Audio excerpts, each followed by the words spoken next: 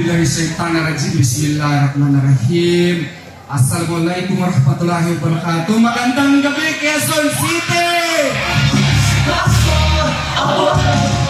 Let me begin by saying gratitude is the greatest of all virtues and is the parent of all of them. Gusto ko pong pasalamatan si Congressman Bong Sontay for having us here at saka ang buong Duterte.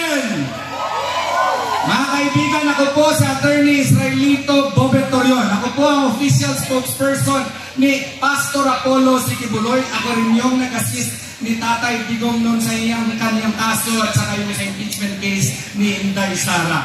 Ako po ay nandito dahil gusto ko po ibahagi sa inyo. Alam ko po, marami sa inyo kumbinsido na mag-Duterte na. Pero ngayong gabi, kumbinsihin ko kayo, walain ninyo ang lahat na pagdududa ninyo kay Pastor Apollo Sikibuloy at butuhan po ninyo. Sino ba si Pastor Apollo Sikibuloy?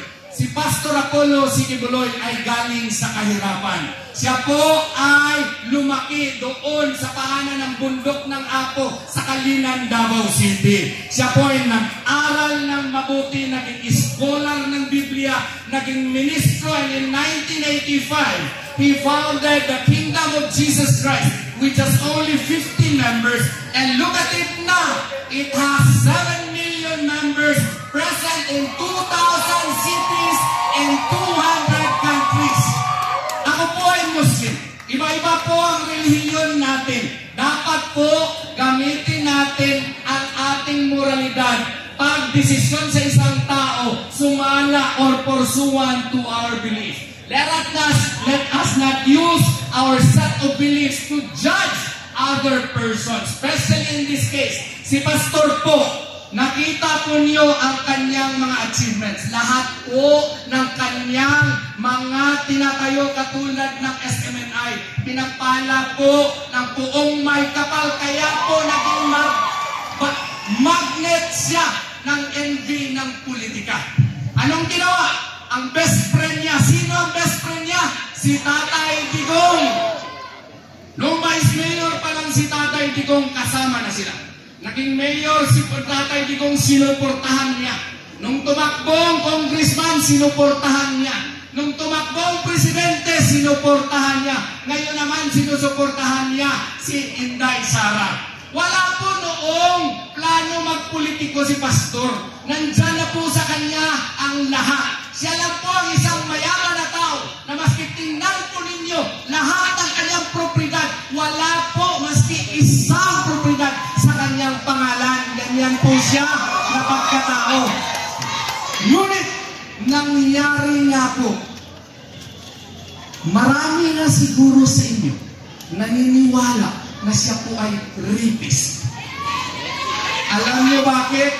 Kasi kung tingnan niyo yung mainstream media, pinipintal na po ang pagkatao niya na itim. Marami siguro sa inyo ay naniniwala na totoo po yun. Mga bobo kasi. Yun. Produkto lang yun ng isang napakasamang pamulitika dito sa ating bansa. And what is my proof? Makinig kayo mga kaibigan ko dito sa Quezon City. I-analyze niyo. Gamitin natin ang biyaya ng Puong May Kapal sa atin. Ano po yun? Yung utak natin. Sabi nga po, nung siya ay inihabla ng rape, 2014 daw nangyari. Lumabas siya sa KOJC 2016. Matagal siyang lumabas, wala pong kaso. Na-file lang po yung kaso in 2019. 5 years thereafter, pagkatapos po yung complainant, meron ng warrant of arrest sa cyber libel kasi sinisiraan niya si Pastor Apollo Sikibuloy. Mga taga Quezon City, meron ba kayong nakita na rapist na maski punit na panty? Wala. Meron ba kayong rapist na nakita na maski police blatter? Wala. Meron ba kayong rapist na nakita na maski medical certificate? Wala. Meron ba kayong rapist na nakita na pati ang SMNI na mga TV at radyo ipasara? Meron ba kayong rapist na nakita na pati lahat ng pondo ng kanyang mga korporasyon isasara? Anong ibig sabihin nito, mga taga Quezon City? Pamumulit Ang ibig sabihin nito, gusto nilang payukuin si Pastor Apollo Sikibuloy kasi akala kaya nila yuyuko din si Tatay Digong. Gusto ba natin yan, mga taga Quezon City? Kaya nga, i-request ko kayo ngayong gabi. Tanggalin nyo ang pagdududa niyo. Suportahan natin si Pastor Apollo C. Kibuloy. Ano ba ang gagawin din niya? Tatawin, Atty. Curion, ano naman gagawin niya doon sa Senado? Mga kaibigan ko, yung iba, nagsisimula pa lamang. Si Pastor Apollo C. Kibuloy, meron ng Exhibit A. Ano yung Exhibit A? Look at the KOGC. Tingnan nyo, walang bahid na korupsyon. Maski lahat ng mga propriedad wala sa kanyang pangalan. He wants to be your main warrior against corruption. Yun po ang gusto ni Pastor kasi nakikita niya, grabe na ang pamulitika sa ating bansa. Cancer na ang korupsyon ng ating bansa. And what does he want to do with our country? He wants to pass a law amending the Ombudsman Act. Gusto niya na may truth commission na magtitingin sa lahat ng mga transaksyon ng gobyerno. At kung may mga korupsyon, filean ito ng kaso at ipataas niya ang ng mga silot dito. Ano ba yung silot sa Tagalog? Tingnan mo, lumabas tuloy ang Bisaya ko. Parusa, tama. Maraming salamat po. What he wants to do, ladies and gentlemen, is that he wants to amend the plunder law. Kasi ngayon, kung gusto mong magnakaw, 50 milyones muna bago ka mabitay. Gusto niya i-lower yung threshold dito. Hindi 1 million, 100,000.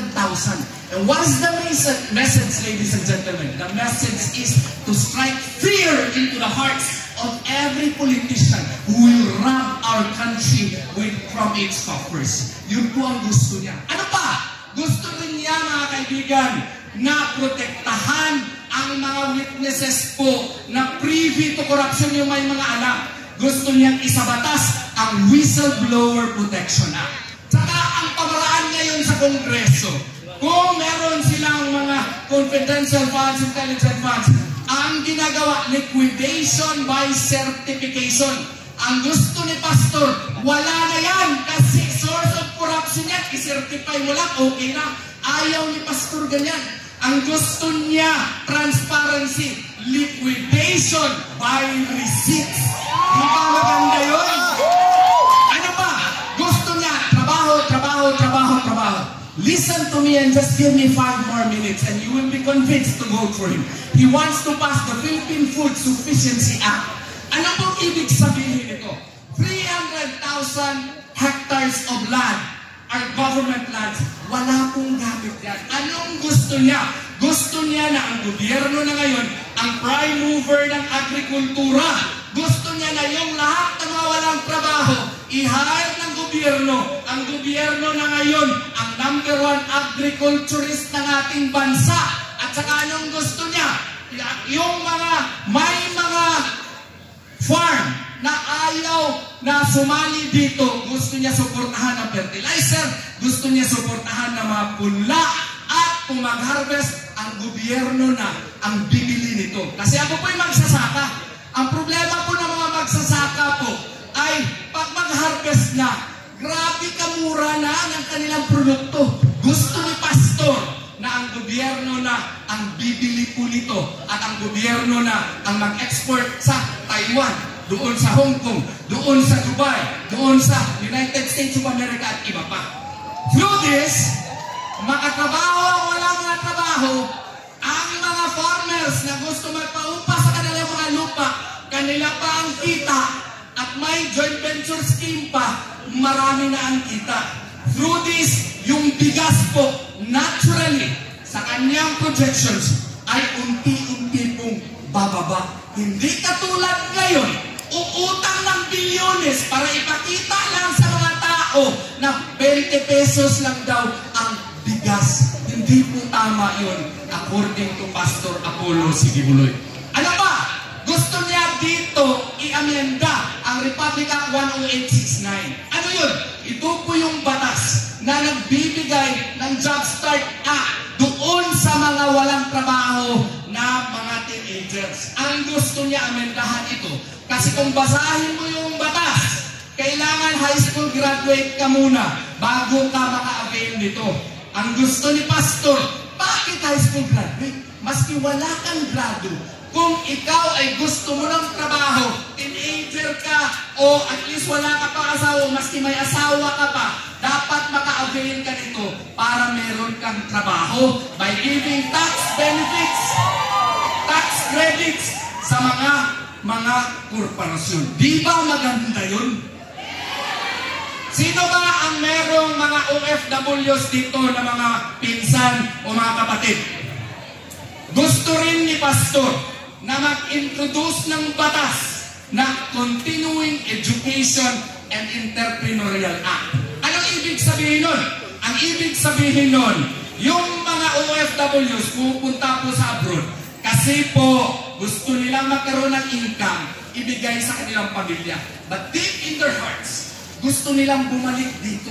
Pero pagbalik nila dito, 1 month pa lang, wala na silang pera. So kailangan doon sa abroad, pwede na silang bigyan ng edukasyon para makaroon sila ng sariling diploma, i-train sila ng entrepreneurial skills para alam na nila ang proper na pagnegosyo para pagbalik nila dito, ready na sila para makabalik at merong disenteng panghanap buhay dito sa ating bansa. Gusto rin niya na meron ng pensyon ang mga OFWs para pagbalik nila dito ay meron silang source of income pa rin. Ano pa? Ito rin ay gusto talaga ni Pastor. Through health. Sa Brazil, sabi niya, kung pumunta ka sa Brazil, kung magkasakit ka, free lahat. Hindi katulad ngayon, kung pupunta ka sa isang center, pati ang injection, binabayaran mo, tama? Ang gusto ni Pastor ay maggawa ng batas na isisiguro na ang ating kalusugan pagkapunta mo sa hospital, as much as possible, wala nang bayad. Yan po ang gusto ni Pastor.